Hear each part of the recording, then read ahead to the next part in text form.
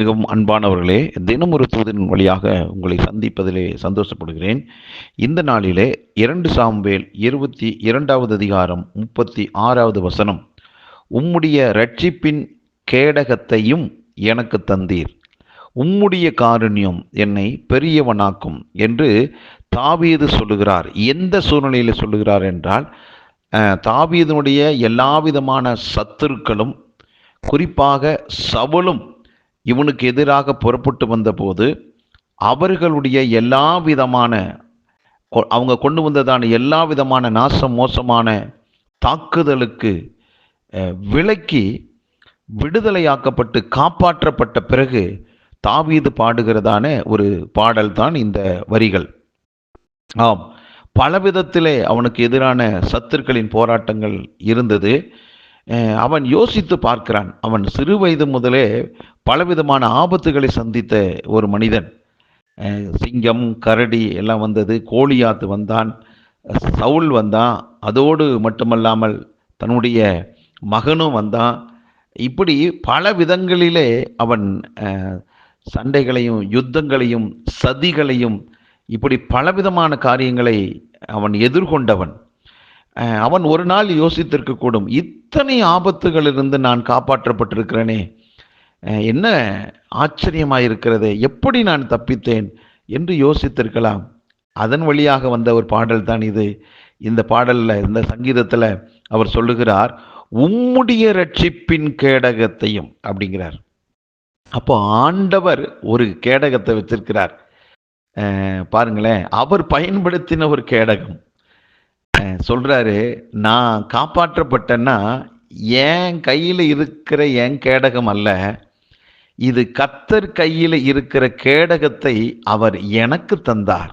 ஆம், அவருடைய கேடகத்தை எனக்கு தந்ததுனால தான் எனக்கு விரோதமாய் எழும்பின எண்ணற்ற ஆபத்துகளிலிருந்து நான் பாதுகாக்கப்பட்டேன், ரட்சிக்கப்பட்டேன், உயிரோடு இருக்கிறேன்.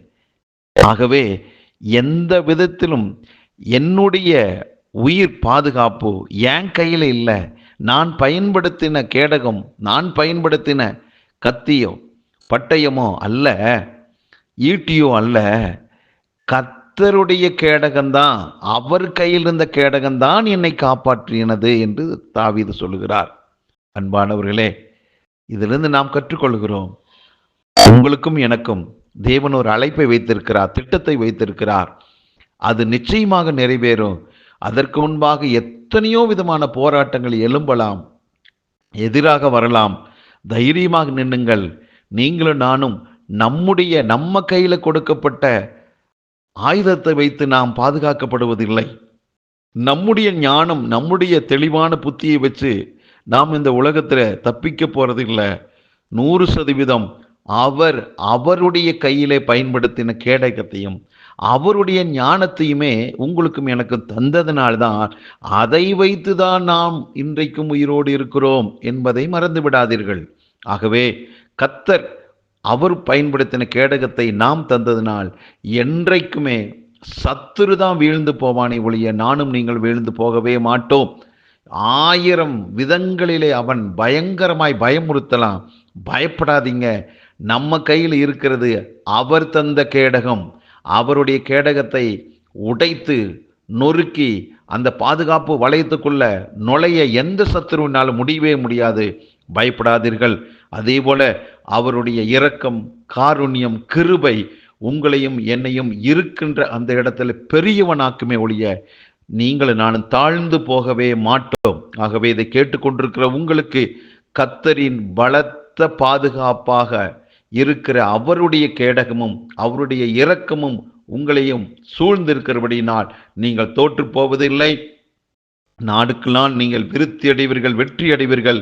உங்கள் உயர்வை, மேன்மையை எவராலும் தடுத்து நிறுத்த முடியாது. பயப்படாதீர்கள். பரலோக பிதாவே, தாவீதுக்கு நீங்க கொடுத்த கேடகமும் அவன் மேல் வச்ச கிருபை அவனை பெரியவனாக்குச்சு.